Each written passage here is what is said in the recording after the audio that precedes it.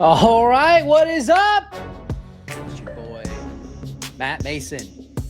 And today on the show, top 10 HYROX men of all time. So you know we got to bring two people who, if we did a top 10 podcasters in the hybrid OCR space of all time, you know these two gentlemen would be on that list. We've got the hybrid stats man, Jack Bauer. I think Jack is probably a top 3, top 4 OCR podcaster of all time. He might even be, I mean, honestly, ladies and gents, Brakken's a better podcast. Hold on! He might even be top 3, top 4, just OCR hybrid. And then we've got the people's champ, everybody's favorite OCR podcaster. He may not be top 10 in hybrid, but he might be number 1 in OCR.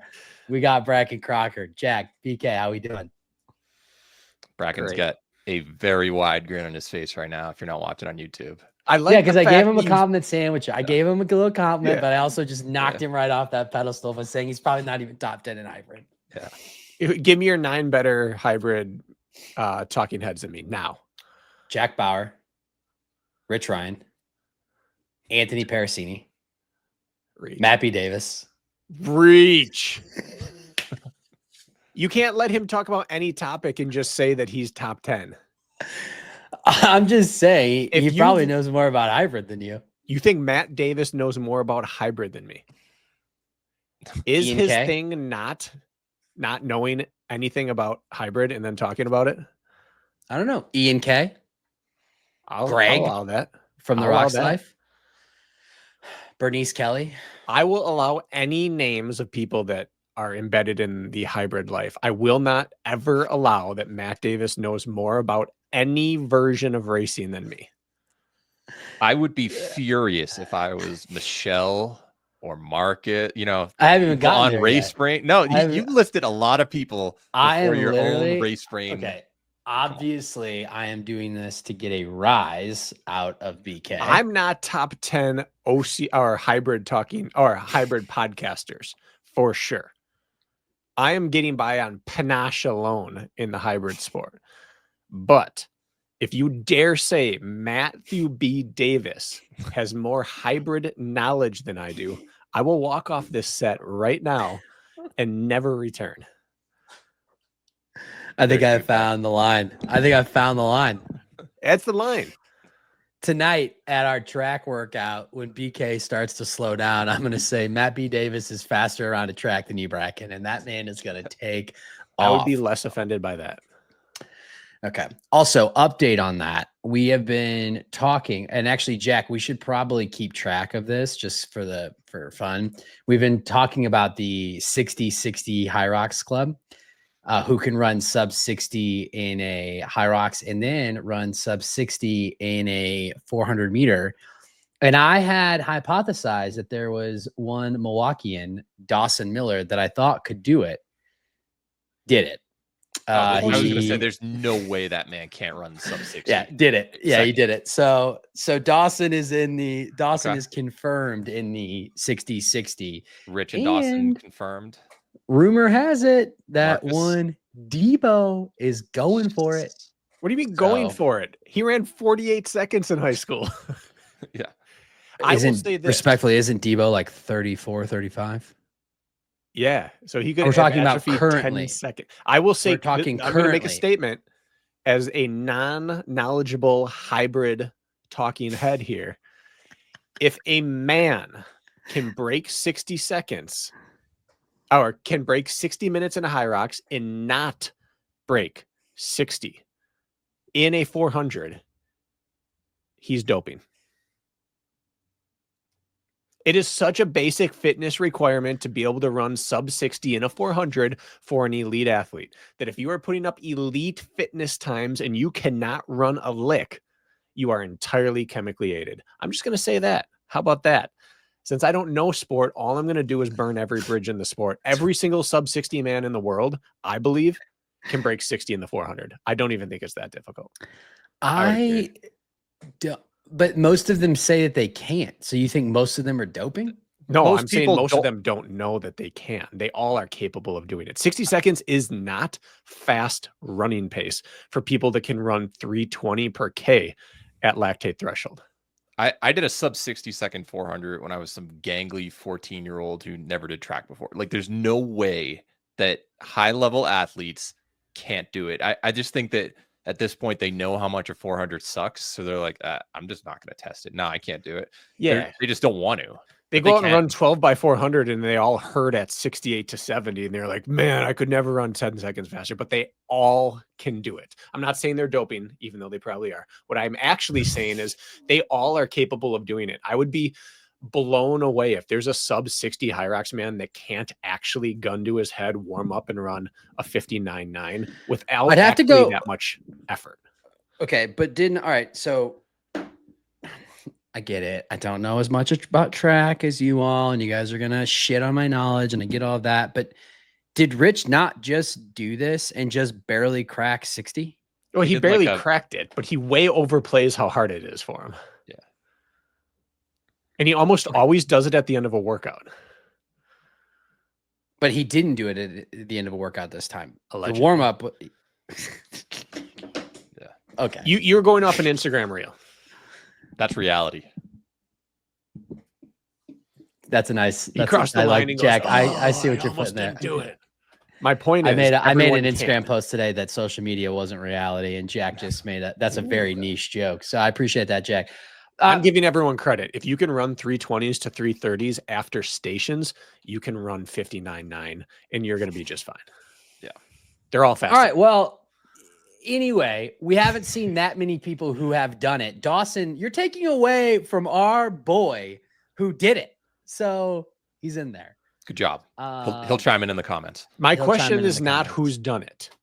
It's who's tried it and failed. Do we have any confirmed sub 60 man who didn't break 60 in a 400?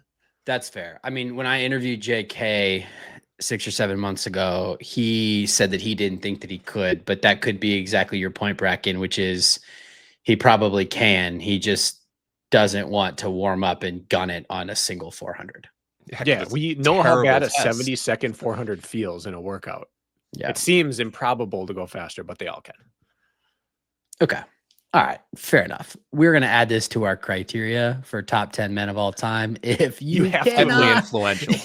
if you can't run a sub 60 400, you cannot be considered You're casual. in the top 10. You're cash. You're cash.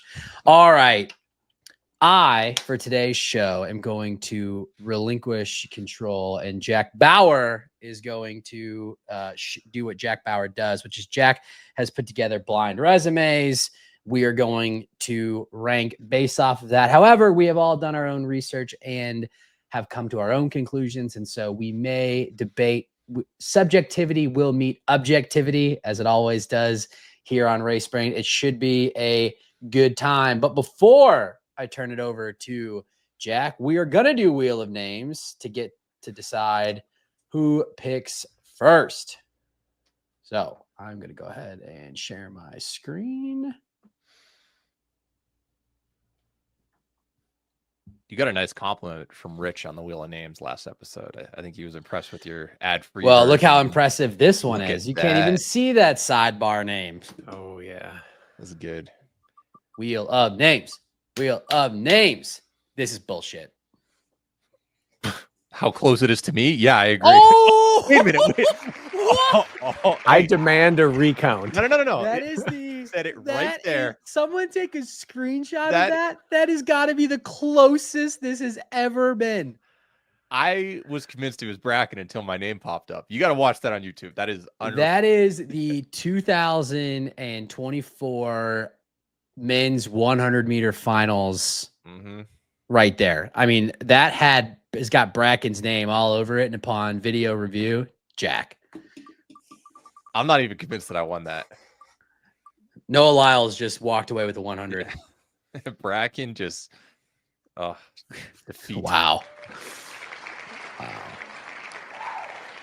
Brakken is Fred Curley right now. Okay. He got a medal. Okay. He did. He did get a medal. All right. Brakken will take the caboose. Boom. Jack, it's all you.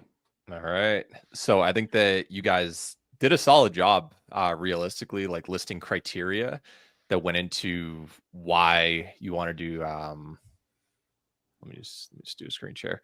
Why you wanted to, or how you define athletes. So it sounded like you looked at top 5, top 10 first, wins, podiums, and everything. But I think that in order to make this list, you need to have either had both top 5 at a major and top 10 at a Worlds, or won a major or podiumed at Worlds. I feel like you can't be considered one of the top 10 greatest of all time unless you've done that. Do you kind of agree?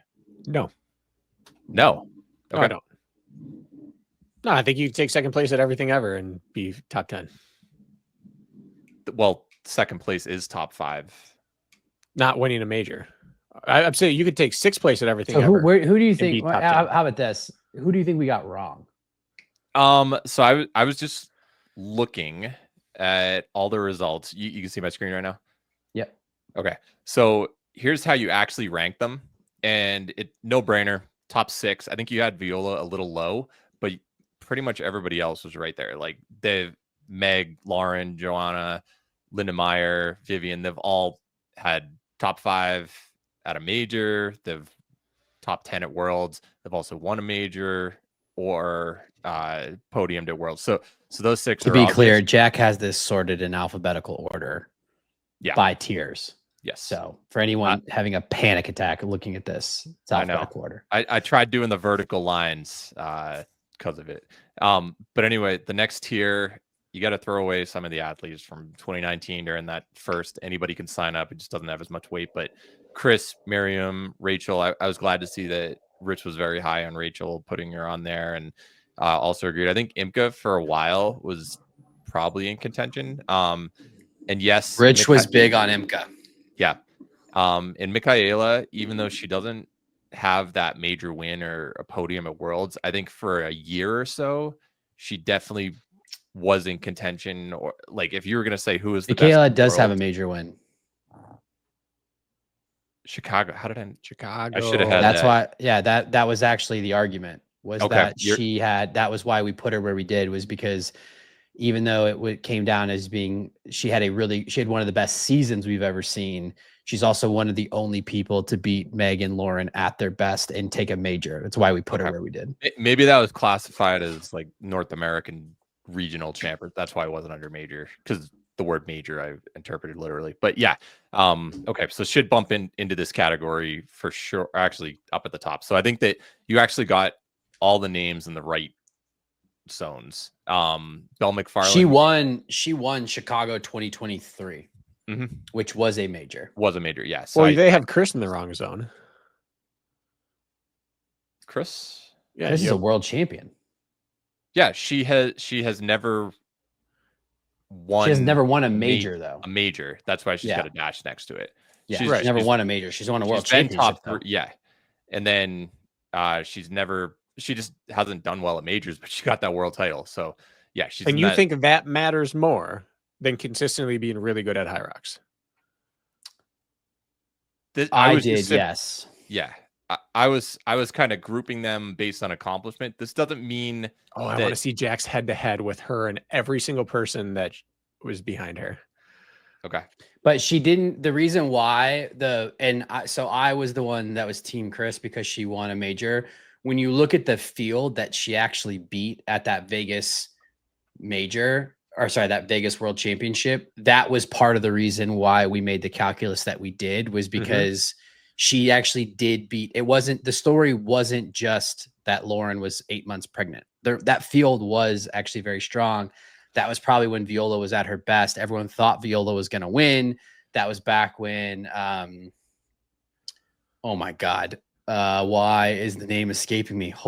Miriam was pretty strong at HYROX too. She had not gone all in on CrossFit yet. There were some names on that in that race that she did beat. So we put the quality of the win as that was not back when it was goat farmers running HYROX. There was pretty decent. There was some pretty stiff competition in that race. How many goat farmers? Name them. I want to know their profession. Well, yeah, you know, I got you. But yeah, It'd this be is goat kind of herders, just so we're yeah, on the same page. yeah. But anyway, these are just kind of groupings. They're not necessarily tiers. I think it's pretty obvious that at the like Linda, I feel you accurately put her in third. Joanna just hasn't had long enough of a career, and Linda That was has the always, argument, was that yeah, Joanna, if Joanna's career ended, she's accurately placed. If she has another season next season like she did, she yeah. moves up. And Brakken, how many times have we seen an OCR like a Lars Arneson or just someone hops in for a year or two? Emma Cook Clark. It's like they are some of the most talented ever, but their career length just doesn't justify them being in the top 5, 10, whatever, just because they weren't around long enough. The Icky Woods theory here. Yeah. All right. So what I hear you saying is we actually did do pretty well on this. Yeah, I was gonna say Michaela, I just typed that one wrong, so she should be in this next group. But basically, you nailed most of the people. I just think that Viola was a little underrated because she has been I think around. the reason why, if I remember correctly, the argument was she's basically on the list because of longevity, but she actually lacks podiums. Didn't she get a second at Worlds? And I mean, wall balls that cost her another chance at a podium. Realistically, that missed reps. So her legacy. Oh, did she? Yeah, what was it? Let me just look it up really quick for the sake of conversation. Viola elite races. She got a second at Worlds in Leipzig, so we kind of considered that to be pre-modern times. A different era, but yeah, that Vegas race that she was the favorite. She did not have a good race. She finished 7th. And actually, since that race, she has only been on an elite podium. Actually, she never has. Since that race, she's never podiumed again. So she did 6th in Maastricht, 7th in Chicago, 5th in Manchester, 7th in Chicago, 9th in Stockholm, 4th in Vienna, 6th in DC, 4th in Nice. That was the wall ball gate that we talked about. You're right. She did cross the line 2nd, but because of no rep, she wound up finishing 4th, 11th in Hong Kong, 11th in Glasgow, did not compete. So that was actually the argument that we made, was that she's on there primarily because of longevity, but she actually hasn't been able to break through on a podium in almost 4 years.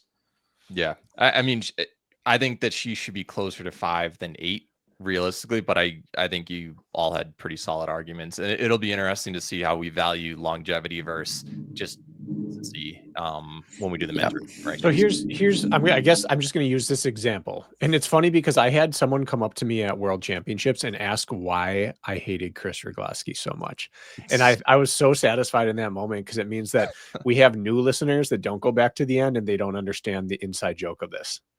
It was like really funny to me where he and his wife are like, "Why are you so mean to her? Like, she seems really nice." I'm like, "She's the worst, and this is not a joke." But the reality is I really like Chris, and she's a phenomenal athlete. But I'm going to use her example here to show how I'm going to make every decision today. And here's why I do not value championships over longevity. And it's because if we took this entire list, every single woman on this screen, and lined them up 100 times, how many times would you bet on Chris going top 5? Like, if this was a championship race or these were majors or whatever, every time, same field, is she top 5 more often than not? I could see her being low single digits, but I would say top 7 more often than not. Yeah, 7 to 10, 7 to 9 is probably more likely. Right. So if you're a consistent 7 to 10 athlete, I can't abide by putting you as the 5th greatest of all time. I understand the allure to most people in the world of world championships. But to me, it doesn't change the fact that on the start line each time, she may not be viewed by the other women as a top 5 of all time problem for them in this race, despite the fact that she pulled something off that, 3 women ever have done?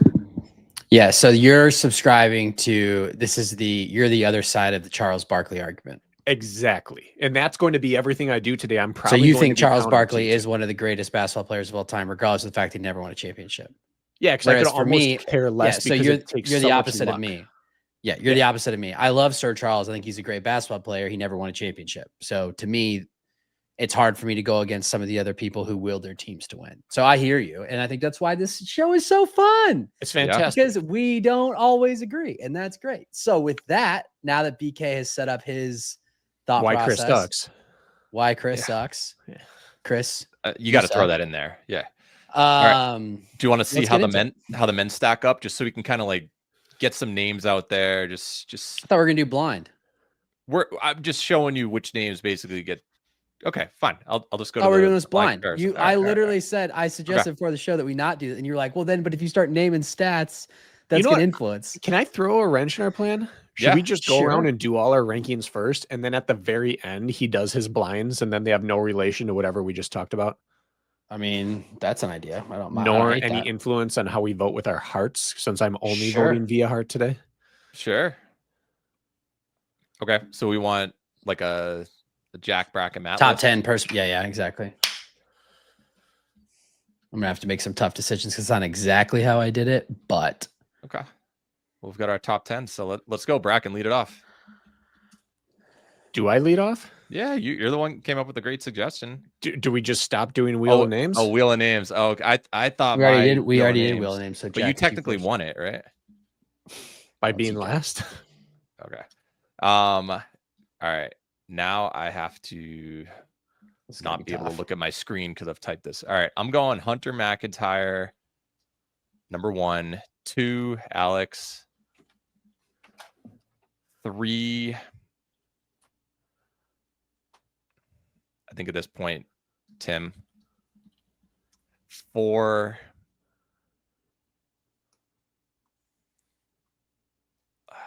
Tobias. 5. James Kelly. 6. Dylan Scott. 7. Ryan Kent.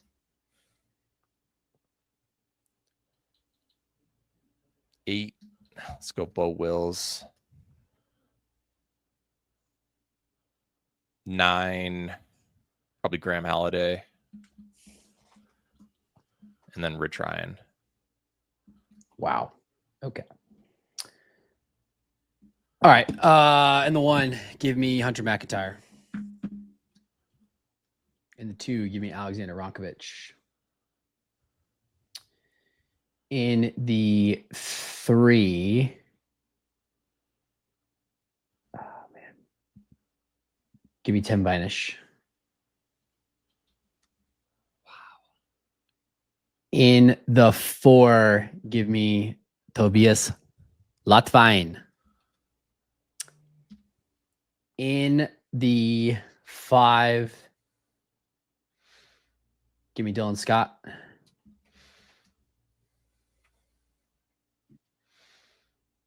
In the 6,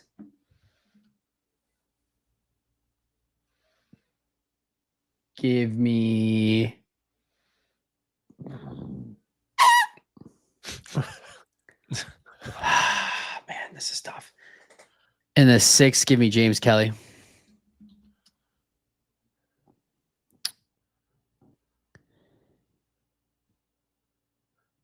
In the 7th, I will take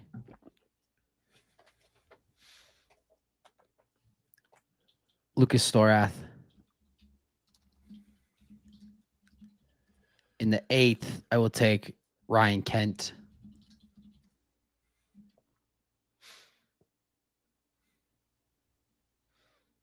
Just double check. I'm just cross-referencing here.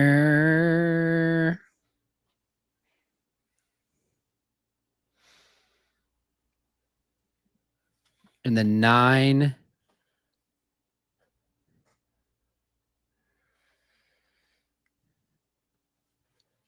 Graham Holiday.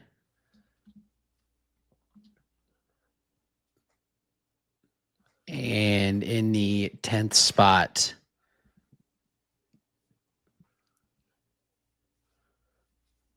Rich Ryan. All right, Brakken. Wow. We're going to look a little different here. Number 1, Hunter McIntyre. Well, at least not to begin. Yeah. 2, Alex Ronkovich. 3, James Kelly. 4, Dylan Scott. 5, Lucas Storeth. Surprised he wasn't 1. Surprised he's 5. What's how you draft him? 6, Tobias. 7, Tim. Second here. 8, Richard Heineck. I'm just kidding. Okay. All right. 8. I support that. Yeah. What do we have here? Shoot. I changed the order of one person on my list as I was saying it because I voted with my heart. Switch it up. Let me know. As usual. So now I got to make sure I have these last 3 correct. Then I have Ryan Kent, Rich Ryan, and John Wynn. All right. So a little bit different right there. Yeah. Okay. Shall we go to the blind resumes? Yeah, I think it seems like we all are in agreement though on 1 and 2. So should we give 1 and 2 their flowers and then debate? Yep. From 3 on. Okay. So Jack, you won the wheel of names. So why don't you talk about why Hunter is first? Why Hunter is first. Okay. I'm just gonna I'll just show his stats, Hunter. So Hunter's got 3 world championship wins, 4 podiums, never missed the top 5 at world championships, average place 2.3. He's never more than a couple percent behind the winner. Is there anything else to say? He's the greatest of all time. The sport was designed for him. I know athletes have caught up at this point, but there has never been a moment where he hasn't been either the favorite or a podium favorite throughout his entire history. And he's also done all of it with the most pressure and the biggest target on him. We've had flashes in the pan, people who come out of nowhere, people who take advantage of a situation. He is the focal point at every single race he's ever been at, and he's done it. And he's got world records. He's gone after the doubles thing. It's undeniable. I think it's remarkable that his average place at world champs is 2 places better than his average place at majors historically. I know he's only done 3 majors, but that's just shows you how good he is when, the most important time comes. Mm-hmm. He's only finished outside the top 5 once. This past year. And that was when he, not to make excuses, but that was when he raced in Brisbane solo and then with Joanna and then caught a flight to Glasgow. I think like 36 hours before the race. So that is definitely an excuse making, but like that's the only time he hasn't finished top 5. Yeah, he's not Australian. He can't do that. Yeah, exactly. Yeah, I mean, the HYROX is now exploding, but HYROX would not have exploded if it wasn't for Hunter. So he was the personality and he was also the athlete, and he still can do things that don't make sense. He's got the world record. A man that large should not be able to run that fast. And yes, he actually still is the current world record holder. Is this the longest a world record has ever stood in HYROX? Yes. I had that in a spreadsheet at one point, but yeah, it's got to be at this point. Has to be, right? I mean, it's been at this point, we're going on over 18 months. Yeah. How close did it get this year? Half a second. Yeah. Half a second? That was like half a second. JK almost did it. But that probably won't have a serious threat until the first major, which is 3 months from now. So dude, I don't know if you heard. Mm-hmm. Major courses are slower. Yeah, of course. Let's ask Marcus Wallace what he thinks about that. I agree with him. I do think it's under threat. Would be my guess. We'll see. Yeah, I mean, I don't think there's any. I mean, what else are you going to say about Hunter? If you listen to the show, you know who Hunter McIntyre is. Everybody knows who Hunter McIntyre is. He is the GOAT. When athletes have to come up with a plan to beat this person instead of just running their own race, they have to find a way to break so-and-so before a certain marker in the race. That just shows you that they are the most feared person on the course. Yeah. It also just goes to show, goes back to make the argument of like the HYROX GOAT.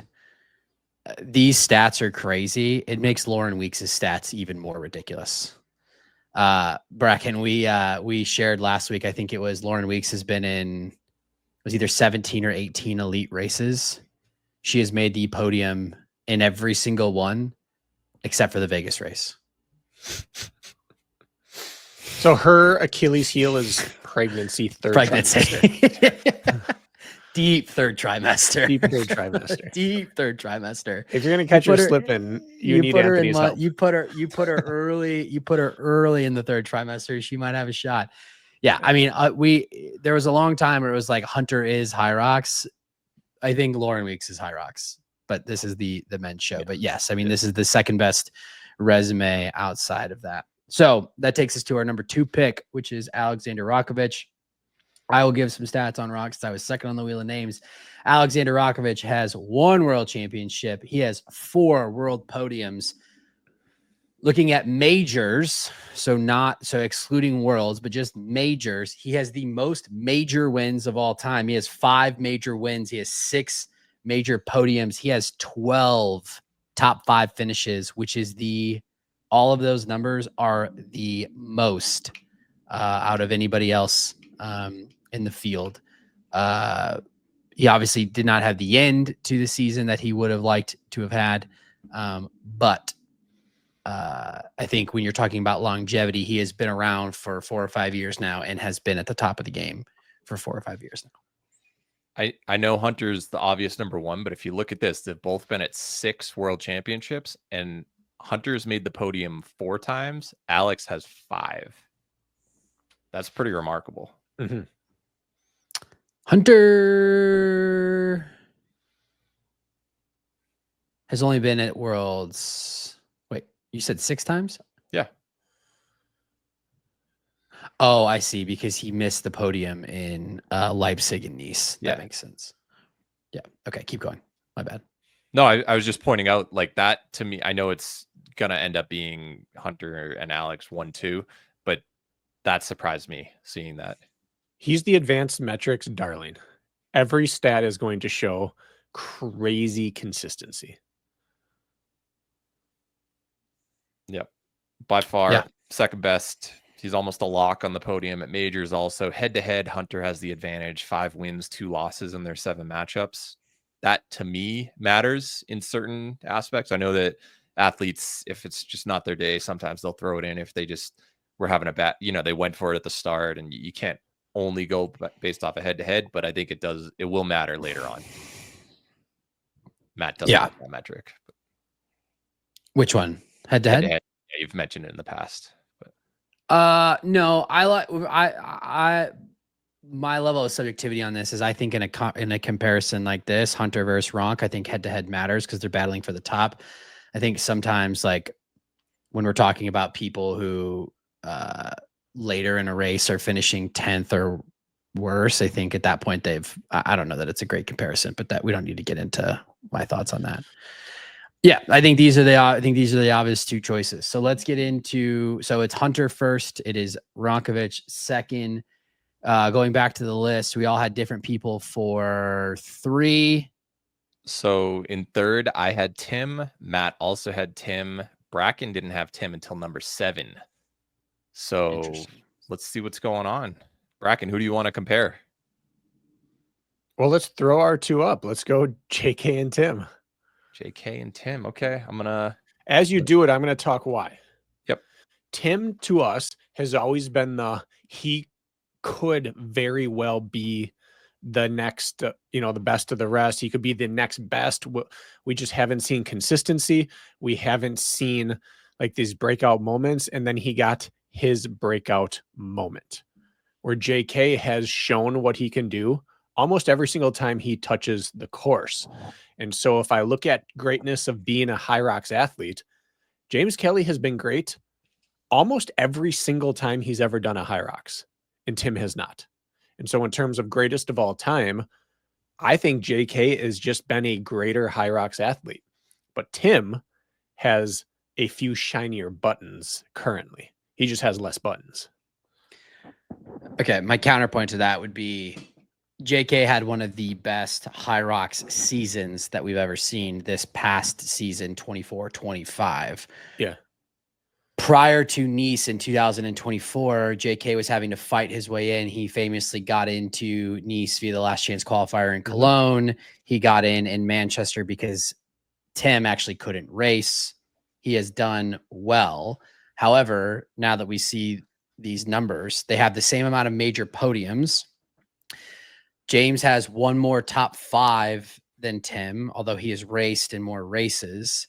And he does have the head-to-head finish, but Tim has the world championship. And I know that you made the point earlier in the show about how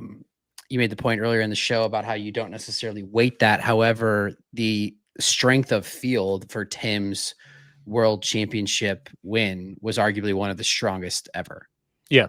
And I cannot argue with any of that. What Tim did there is up there for greatest HYROX performance of all time. But if I look at just percentage of time racing versus putting on all-time performances, JK blows him out of the water. I don't know if Jack has a stat for that. For what? For just always being good versus up and down. I mean, not necessarily, but like these percents in the middle kind of tell the story. I mean, It's they're like pretty how close. often. They are a lot closer than I realized. To be honest. JK, they're within one place of each other at Worlds, at majors, in all of the races. Like these are actually pretty comparable athletes. So this is where I would say, like, my personal opinion would be they're almost the same on paper. The difference is that this actually, I feel like, is where you probably have to admit, Brakken, that a world championship wins the coin toss. If it was a coin toss, I would say the world championship trumps anything else, any other card you can put out there. But to me, Tim's had how many years to do this? He was in the first one in 2019, so he's been around. He wasn't in the elite field though. Whereas James Kelly's done it. His time would have won the race, basically. Yeah. So I said this from the start. I'm going to vote with my heart. I always come back to this, and I get some pushback against this in the comments, but there is a real factor to me, a box to check of who do people not want in the field with them. And up until World Championship ended this year, the answer was resoundingly, you would way rather race Tim than JK. Now there's serious debate over that. No one wants any part of Tim right now. But up until one race, I don't think anyone would have said, Tim's the one I just don't want to show up today. And everyone here has lost to JK in the last year and knew what he was going to do. Yeah. Sorry, I don't have you on screen, so it's kind of hard to chime in. I'm actually leaning towards James after seeing this. I'm pretty much on Brakken's side with this. Yes, Tim has the better single moment, and it was the deepest, most impressive world championship win that we've seen so far. But it's a career. It's a not just one fantastic race. And James has 2 wins against world level competition at majors earlier this year. Podium threat. He got on the podium last year, got 4th this year. If you look at his average places, he's done better across the board historically than Tim. This is the Joanna Wetrick. This is funny because it's Australian team proven versus the German OGs. This is literally the Linda Meyer versus Joanna Wetrick argument. Yes, it is. My counter argument to this would be James Kelly maybe had the best season. He had the best season last season, and so there's some recency bias. You know how many podiums at majors James Kelly had? He had Nice, but you know how many podiums James Kelly had at majors prior to the 24-25 season? 0. You know how many major wins James Kelly had prior to the 24-25 season? 0.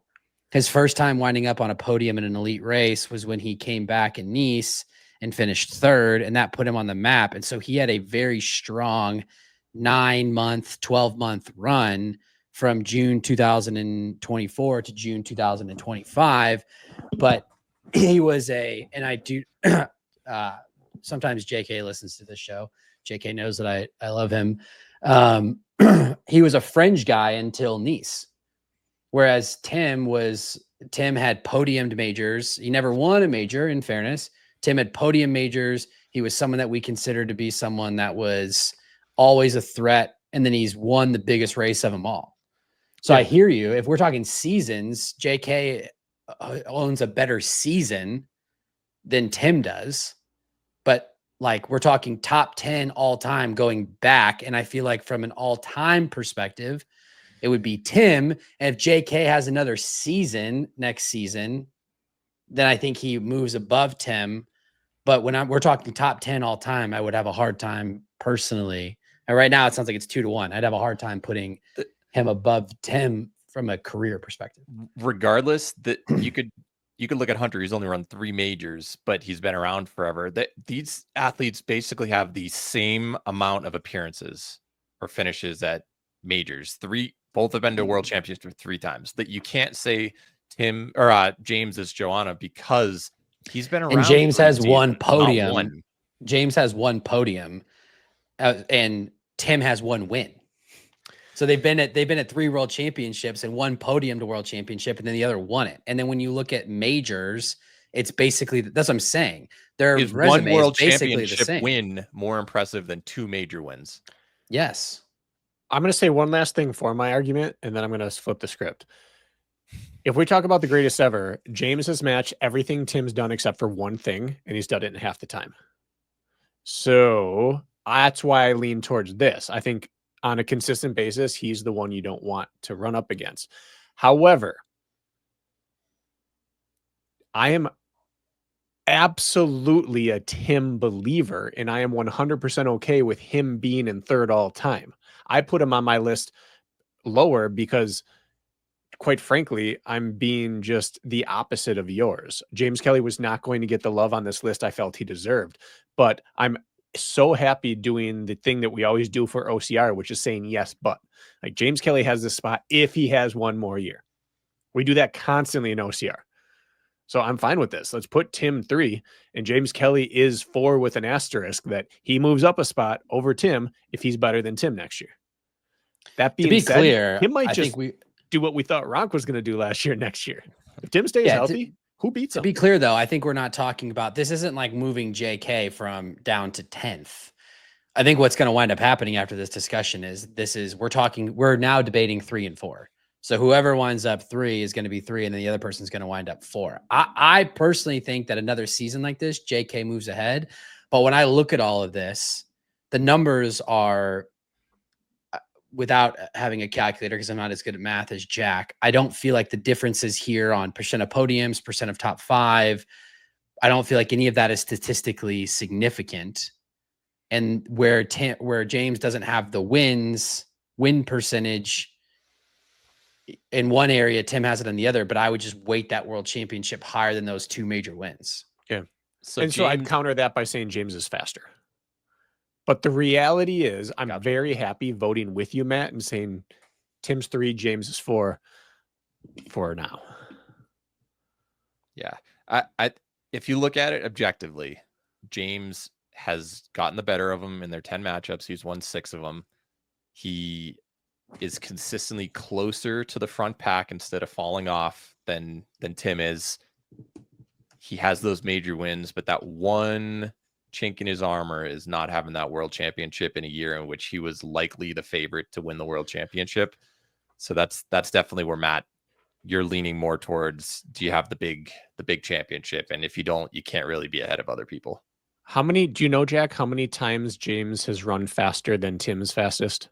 I know HYROX times are HYROX times, but do we have that? I'd have to do a quick search, but maybe Matt can look that up. But no, James versus Tim's fastest probably 1, because if we take out world championships, 53, yeah. So he went 54-31 at a major, so maybe once or twice. So I vote, just to solve this, I vote to keep Tim at 3. Well, hold on. I mean, gosh darn it, JK better before. JK did have a run of dominance that Tim never did. Oh, now he's doing the old switcheroo. No, I'm just saying that's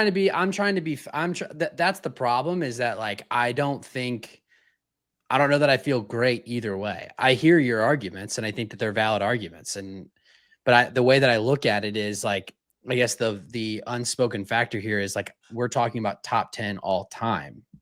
So maybe there's a case, maybe we need to go revisit the Roxys where I made the case for Tim. Maybe JK had the best season. Maybe he was the male athlete of the year. Now that we're seeing this out there, even though Tim had the best moment, but JK had the best season.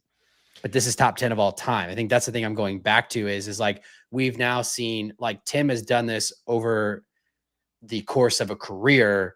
JK consolidated his wins and his major podiums in a 9-month span.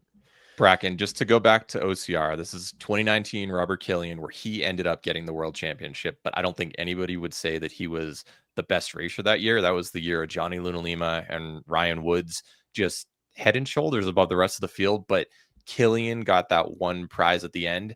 I personally wouldn't put him as the number one racer of that year because of the season as a whole and what those other athletes did. So I think I'm going to apply that same logic to Tim here, where he had the best single moment, but that can't offset all these other stats for James. Except that this isn't the Roxys. This isn't this year. I'm flipping my vote just to keep it, because if Tim blasts him again next year, then he stays where he is and we are justified. And if JK blasts the season again next year and Tim doesn't win worlds, then we get to flip them and give JK a satisfying moment. And I can say, I told you so last year. I'm happy with it. So going Tim 3. Keep in mind, I am not a top 10 panelist. My opinion should be less. As Matt pointed out. So officially we're going to go with Tim 3 and James 4. That would be my vote. Matt?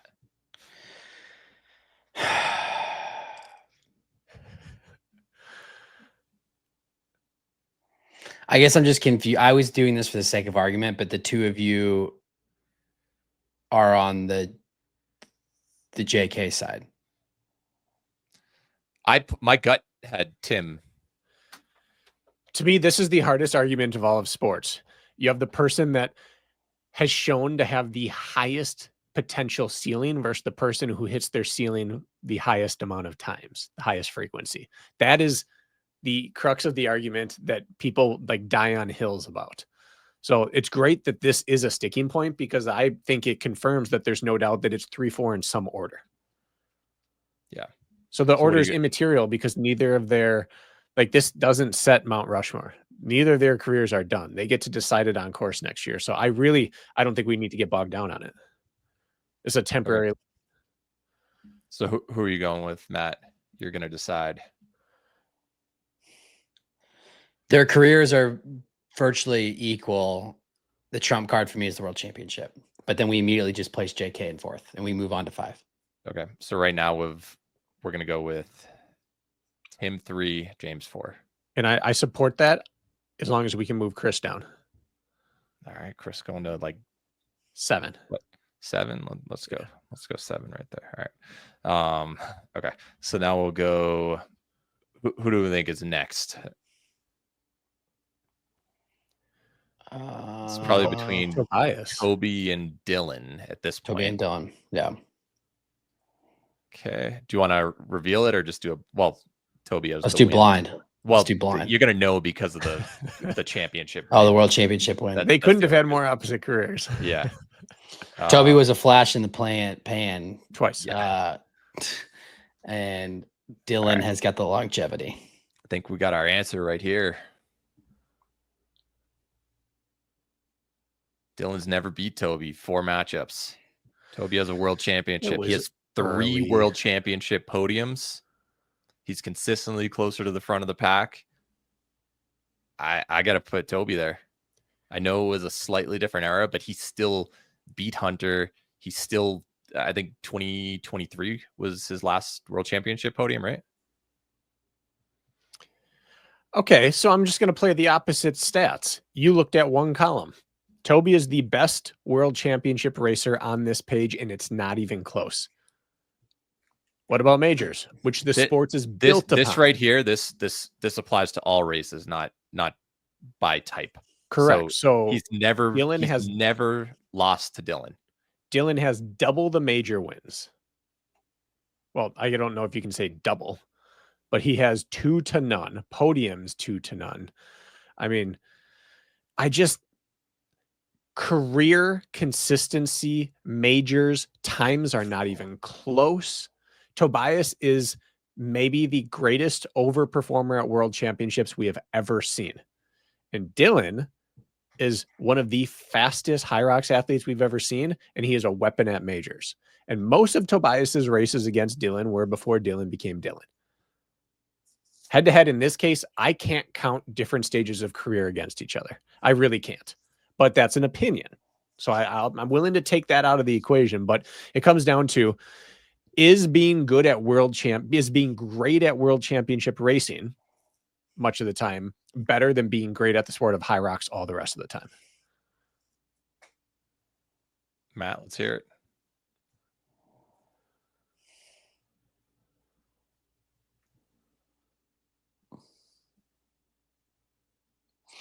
This is where it's tough, because this is like the same. This is kind of like two sides of the same coin. I just made this argument, like Tobias, when he was there, like he's really good at this one thing. He hasn't raced a whole lot because of his family situation and everything else. But when he shows up, he's incredibly strong. It just doesn't show up that much anymore. Whereas Dylan has showed up consistently now for a long time and has a incredibly high ceiling, also has a low floor. Worst place, got dead last. I know that that's a single moment, but at World Champs, he also had second to last. Toby never finished worse than 7th ever in any race. World Champs, major, local, doesn't matter. If you take World Championships out of the equation, Dylan that counts for some. What if you just reclassified him as majors? Let me finish. If you take World Championships out of the equation, Dylan Scott is so much better than Toby that it's not even a debate. And if you take majors out of the equation and only look at World Championships, Tobias is so much better than Dylan, it's not even a debate. I agree. Again, this is the classic argument. We've come to these two people, this two style again, championships versus career. I'm looking at it I totally agree. You have to, I think you weight majors and World Championships pretty similar just because of how competitive they are at this point. Yeah. And like body of work. I think the World Championship is a single fantastic performance, but like what do you do the rest of the season? I care about that also. But if you're 4-0 and do have those World Championships and have beaten people who we already put on the list ahead of him at World Championships, that matters. Like if we do Toby versus Tim, oops, it's C and D. If we do Toby and Tim, it's shocking. Toby has actually never beaten Tim, so now like the whole logic gets shocked or gets flipped. I don't know. Here's the thing. HYROX cares about three things, right? Time, majors, and World Championships. We think time matters the least, but there's three major categories. Dylan crushes him in two of the three. And Toby crushes him in the loudest category. Well, and Toby's never lost to him. And Toby's never lost him in a race they've been together in. No doubt Dylan is the faster racer. Mm-hmm. No doubt. Majors, there's no doubt Dylan's the better racer. Okay, but all right. And this line shows adjusted for courses, so he is the faster racer. There's one caveat in this, in that the majority of Toby's elite races happened a couple years ago, and he was faster than Dylan at the time. Toby was at one point in time was the world record holder. He was faster than everybody on the planet, including Hunter, twice actually. And the times have now since come down further, but Toby didn't really race last year. And Dylan's is being pulled down by the fact that he ran a 54. So I'm not taking anything away from Dylan. I'm just saying you're comparing times across seasons, not in the season that they happen. When Toby and Dylan were racing in the same season, Toby was faster. Toby has never lost to Dylan. Toby has done better at Worlds than Dylan. We're talking about all time. That's compelling. And yet Dylan has managed to do the thing Toby couldn't ever do, which is beat everyone at a non-world championship race. Twice. So I'm okay. This is another one of those. I voted Dylan ahead. I'm okay with Toby here. I think Toby, this is the highest he will ever be on a list, and his body of work He's only going to go. He's only going to go more down. impressive. Dylan, he gets another world championship podium. He still won't have as many as Toby, but his majors will make up for some of the difference. But I think at this point, body of work, never having lost to Dylan, I think you have to put Tobias. So is this 4-5? I mean, 5-6. Are you okay with that? Yeah, I mean, because this is the argument. This is the same argument as what we made. Tim and James. There's some people on the women's side that can only go down because they're not really racing anymore. And Tobias is likely going to drop next year. Was 2023 the last year where Toby ended up getting a world championship podium? Because that's not too far removed. Yeah, it's remember he out sprinted Kent through the finish line. Kent took 4th.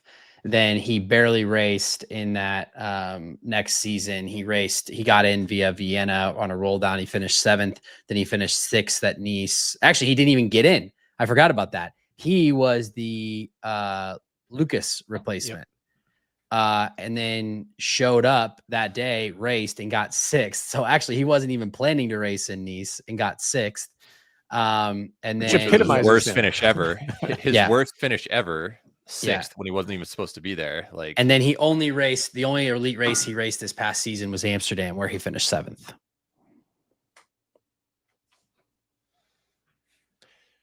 I'd go 5th Tobias and 6th Dylan for me. Okay, I support that. Matt, I'm good with that.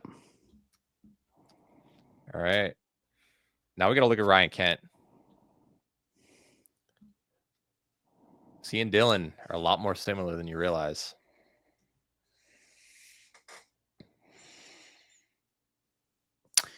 Yeah, I would honestly, though, would say I wouldn't feel comfortable putting Ryan above Dylan. They both have 1 world podium. They both have 2 major wins.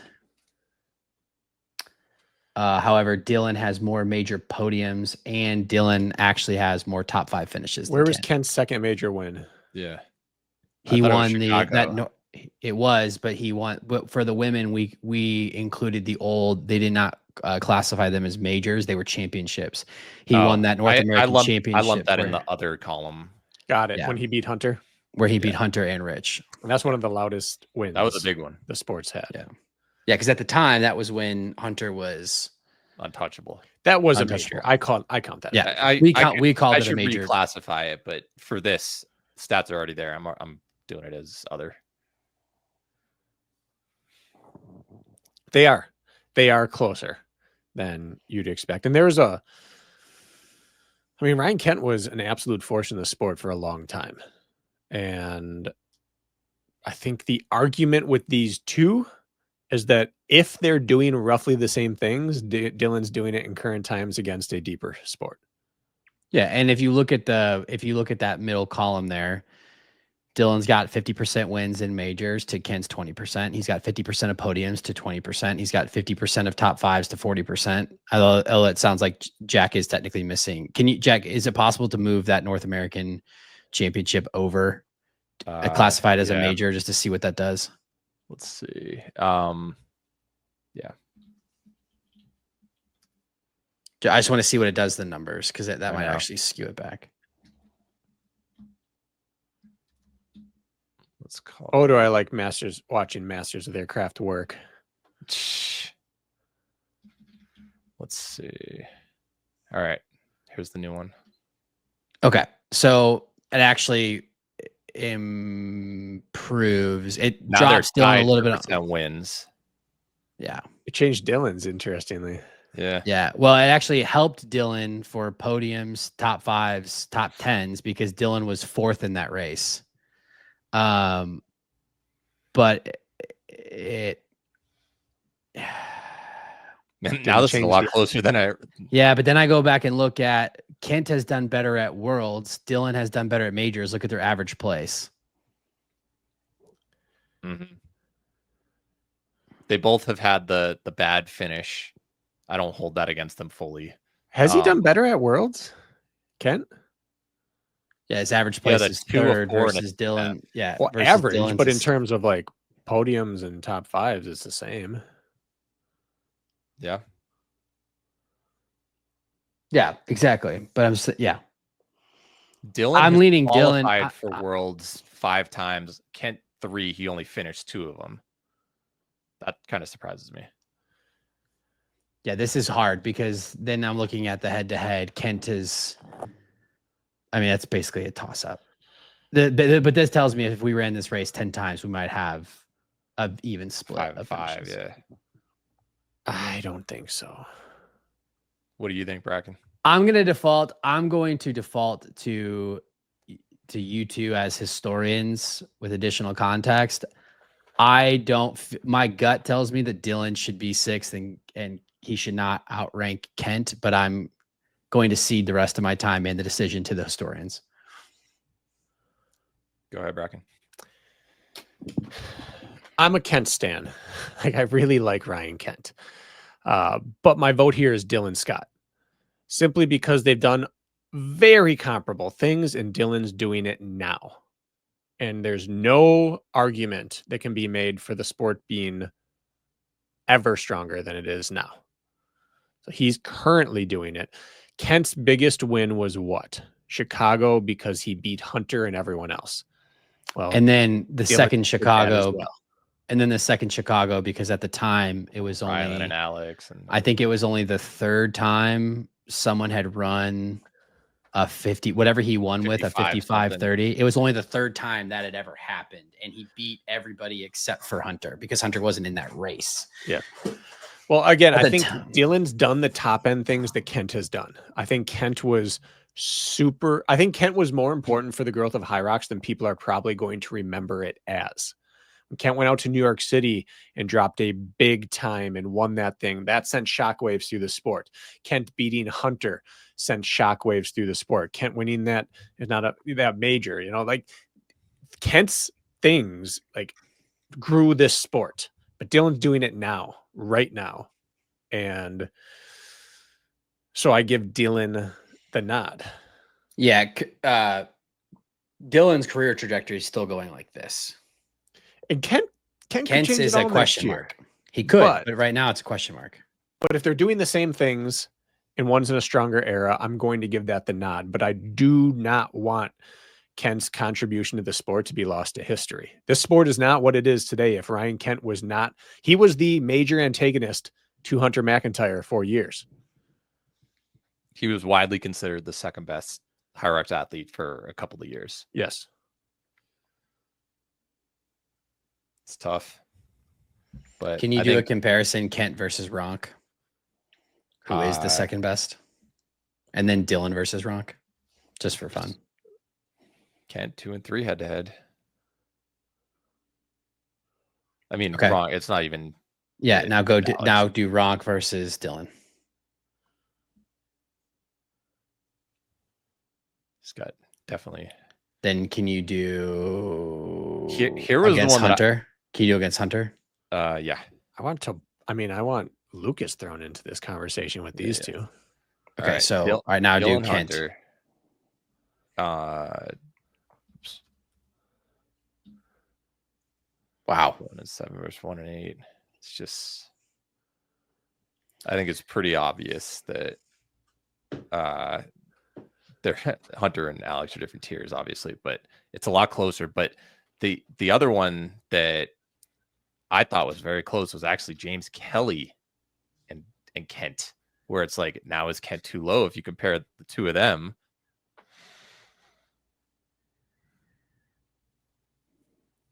Like Kent, same amount of major wins, He's got a world championship podium, same number of top fives, virtually identical percent of winner at the big races, better average place at worlds. It's like, Well, if world championships are the same and majors are a little in James's favor and times are in James's favor, it's correct, but it is way closer than we'd expect. and What we I want were to like, see- oh, James could be 3, and Kent, it's like, oh, he's probably 7. So it's like this 3 through 7 grouping is a lot closer than you'd think. Could I please see Lucas versus either Dylan or Kent? Yes. In my preemptive argument for Lucas is that we're seeing all of this post 40, other than that first big splash. This is the argument I used to use in OCR all the time, is that if he's hanging with the current 20-year-old generation in his 40s, in terms of just greatness at the sport of HYROX, he has to be up there. He's not, though. Real quick, in the modern era, because all of his clout comes from the pre-modern era. In the modern era, he has no major wins, no major podiums. He has 4 top 5s, and those top 5s all come from the pre-modern era. Yeah. Oh, I didn't even count those. I just looked at elite races. Yeah, they're 2-2 head-to-head against each other. Lucas has the world championship, 2 podiums. Kent only has 1. Is that a world championship, though? We talked about this on the women's show. They called it one, but it was only Germany. I don't care. It doesn't count the same. What we do know is that he was undoubtedly top 3 in the sport for a while, 10 years older than anyone in the sport. Yeah. And So- Brakken, if we go back to OCR, the first ever 2011 World Championship in Texas, you were there. It was almost only Americans. Who won it? Hobie Call, who's considered arguably the greatest of all time, if not one of the top 2 or 3. Like, yes, it was for that first ever HYROX in Germany, only had pretty much Germans and Austrians, and it was a much smaller Wasn't that in Vegas? deal. No, I was talking about the 2019 2019. first ever world championship. I consider it a world championship. Do you, Matt?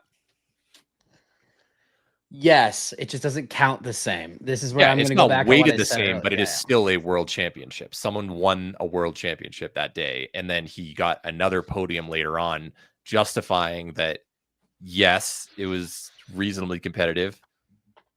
Alex got second that day. This feels like one of those one of those world champion or OCR world championships that you all don't consider to be a true world championship. Which one of the 80? And looking at this, you're right. He doesn't belong here. But I'm just going to play the emotional card that says, what would he have done in this sport had he just not aged out? It doesn't help this debate one bit for me to say this, but if at 40 he's running these last chance qualifiers and having a shot here, what would he do at 30 and 20? It's too bad that he came to this sport in its infancy, when he was at the tail end of his career, because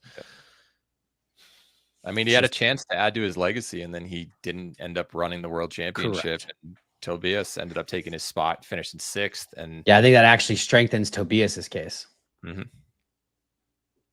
Yeah, that was his chance to do it in modern era. So, okay, yeah. I retract this argument. Okay, so we're going Kent 7? Yes. Okay, so Ryan Kent behind Dylan. Yes. It's a lot closer, this whole 3 to 7 gap, than you realize, but yeah. All right.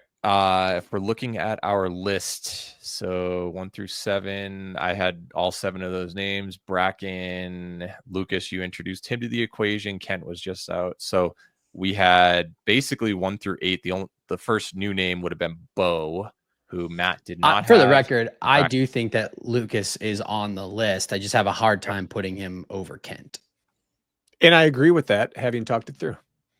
Okay. So who do you want to look at? Like, I'd be curious. You're the only one where there's a lot of the names that don't appear twice are Win and Bo. So we all have Rich. We all have Rich. So Rich is on the list.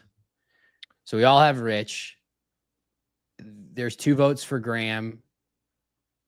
Pelayo has a single. So the people with single votes are Pelayo, Win, and Bo. So I guess that would be I feel like Rich is on, and then for the last two, it comes down to Graham, Bo, Lucas. Palaio, and Win.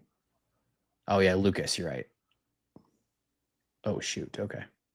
So Lucas has 2 votes. So Rich has 3 votes. Lucas has 2 votes. Graham has 2 votes. Palaio has 1. Win has 1. Bo has 1. All right, let's just do. So it feels like Rich has to be 8. Rich versus Lucas, or Bo versus Lucas. Bo's never lost to him. Of course, he doesn't have the world championship wins just because it's a different sport at this point. So I think that Lucas is all about comparing eras. It's just once he got to the modern era, it just didn't translate. He like disappeared for a couple of years and then came back and suddenly ran like a 56 and then decided not to race at Worlds. And it was just like, oh, wow, is he back? Is he not? And then just kind of hasn't been there since. So personally, I would put Lucas like 11. I have him just outside the top 10. Okay. But is Rich 8? But you guys both have Lucas on there. So do you think that he should be 8th? I'm comfortable with that argument, Jack. I'm comfortable with him being 11. Like the best of the rest, just missed it. There were some. I'm kind of if you've got him at 11, I'm kind of comfortable with putting Rich at 8 because he's the only person who shows up on all 3 of our list, and his resume, just so we're clear on this, is 3 major podiums, 4 top 5s. Let's Graham look at Bo and Rich right here. Really, Okay, so really close comparison, actually.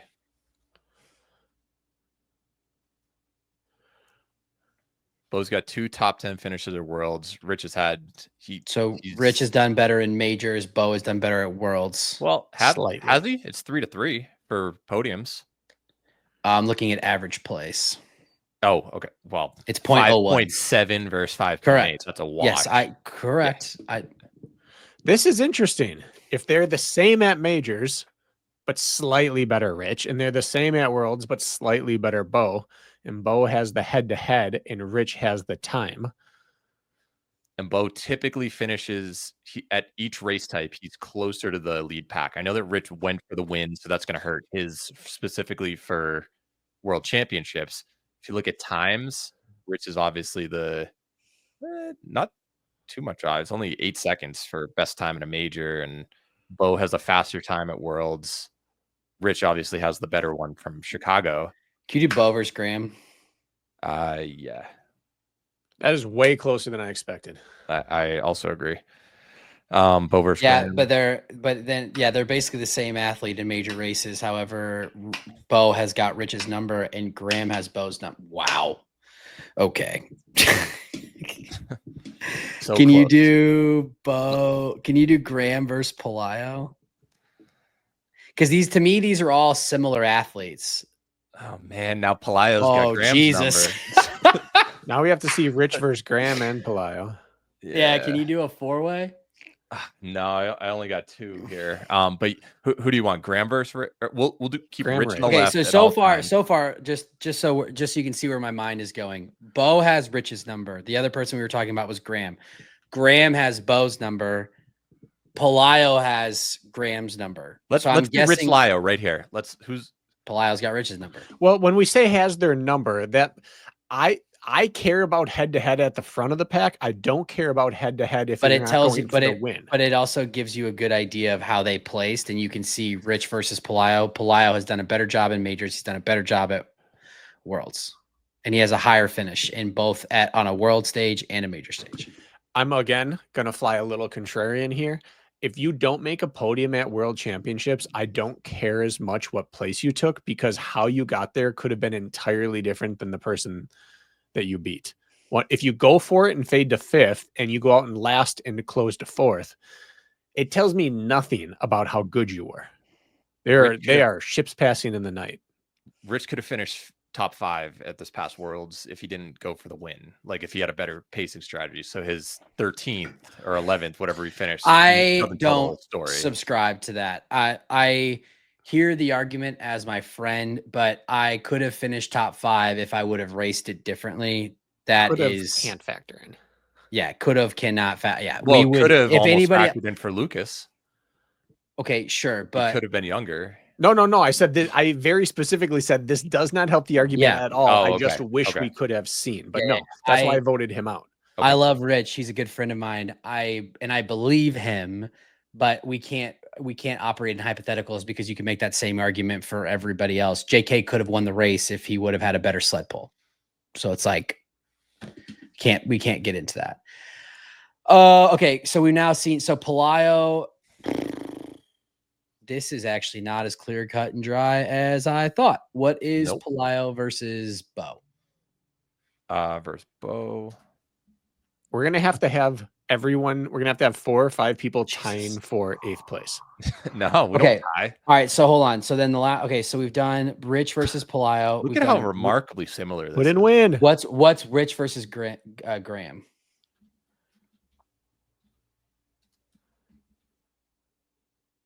Okay, so what I see out of this is that these are all very similar racers, head to head though, and podiums and percents of top 5s and all of that. I think that Rich is actually on the wrong end of all 3 of those comparisons. But his top end times, he's put 2 ahead of everyone else's times. And he's got 3 podiums at major races, more top 5s. So even when he just misses the podium, he's still there. Let's also keep in mind this is a little bit of the same argument we used earlier with Dylan with his head-to-head versus Tobias, which is Rich was a fringe guy for a long time. Rich, just a few years ago, was traveling all over trying to get a qualifier and then arrived. So his head-to-head will be skewed. His top end is, I think, undeniably the best stat we'll see here. But his head-to-head will be misleading. I don't know how we decide these. Yeah, Well- Rich has more major podiums than Let's just throw another guy who travels a lot, Jonathan Wynn, into the equation, and he's beaten Rich John Wynn 5 has times. Rich Ryan's number. That's He got his number. Never made a major podium, but he's done Okay. better at Worlds and rarely loses to him. this But is really just- hard to just choose so- 3 of. Just so like we're 60. clear, Pelayo, Bo, just keep me honest. Pelayo, Bo, Graham, Wynn, Rich. World championships don't matter because they don't have a podium. Correct. He has a top 5. Graham has a top 5. Pelayo has a top 5 at Worlds. Rich does not have a top 5. Bo does not have a top 5. So there's that. I So also then don't care about top 5s. That is Okay. an arbitrary number. 5 So- matters to me no more than 6, except it's 1 place better. Look at Women's Worlds last year, where you went from 2nd to 5th in the matter of a couple of seconds due to the wall ball off. Like, does a podium suddenly offset? Oh, you were 1 second behind me in 4th, or Ryan Kent losing out to Toby by 1 wall ball. Like, is there really that much of a difference between 4th and 3rd or 4th and 5th? That's why I included top 5 in this, because they're so close. I also don't care about average place. I think that's the most useless stat we have. Not that Jack, you're useless. Okay, because then you I'm put gonna this throw. guy Okay, down. then I'm Yeah, gonna throw this out there. Then you don't care about that. That's fine. Then John Wynn is a great guy, and I think that he is top 15 of all time. I would have a hard time putting John Wynn in the top 10 list with no podiums at a Worlds or majors. I agree. So So if we look at World Championships, no one has a podium. So then majors matter, and then time matters, and then we could talk head to head if we want. So Okay, what then is Rich major has the number? most. Rich has the most podiums and the best PR. So Rich is 8. I'm making executive decisions here because based off that logic, I'm just saying. No one else Rich has ha- 3 podiums. Bo Damn, Willis. Bo's got Bo 3 Will's podiums. right here. Okay, so they have the same. Okay, so then going back to BK's argument, they have the same amount of podiums. We're just gonna like hide these 2 columns, pretend Rich they don't is exist. faster. Rich is faster. By in a major, he was 8 seconds faster in that same major. And his others is not even close. And I know we didn't factor this, but he does have the doubles world record. Does that make a difference? I don't know. So if I were just gonna have to make a decision here, I would go Rich Ryan 8. I would go Bo Wills 9. Now that you showed that, and then to me, the argument comes down to Graham or Palaio for 10th. Okay, Let's so see majors between Graham and Palaio. And the argument here is that Rich and Bo have effectively done just as well as each other at majors. So pick your 3, Matt. Rich, Bo, and who? I don't know. I'd say the argument comes down to Graham versus Palaio. So I'd ask you to show Graham and Palaio on the screen. Okay.